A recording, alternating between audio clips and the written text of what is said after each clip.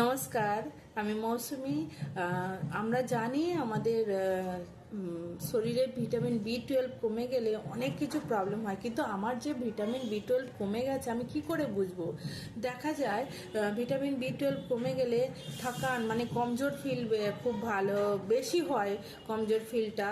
আর আমরা ভুলে যাই, কিছু কাজ করতে গিয়ে বারবার ভুলে যাচ্ছি, মন চিড়চিড়া হয়ে আছে, কেউ কিছু বললেই রাগ এসে যায়, চলতে ফিরতে কষ্ট, হাত পা শূন্য হয়ে যায়, অসাড় হয়ে যায়, থাকান এতটাই বেড়ে যায়, বসলে উঠতে ইচ্ছা করে না, উঠলে বসতে ইচ্ছা করে না, মানে কিছু একটা সুস্থি ভাবটা থাকে না।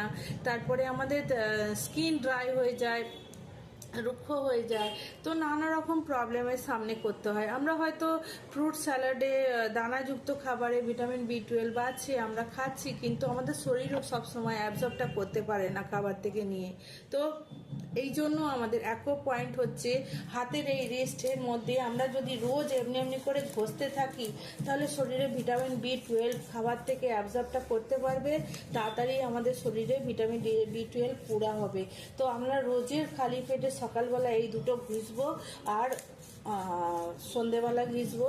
আমাদের যখনই সময় হবে একবার করে 1 থেকে 2 মিনিট করে এমনি করে ঘিসে নেবো, তাহলে আমাদের শরীরে ভিটামিন বি 12 ঘাটতিটা পুরো হবে। খাবার থেকে যে আমরা খাচ্ছি তার সঙ্গে এই অ্যাকুপ্রেশারের পয়েন্টটা করলে শরীরে অ্যাবজর্বটা করে নিয়ে আমাদের ভিটামিন বি 12 পুরো করছে।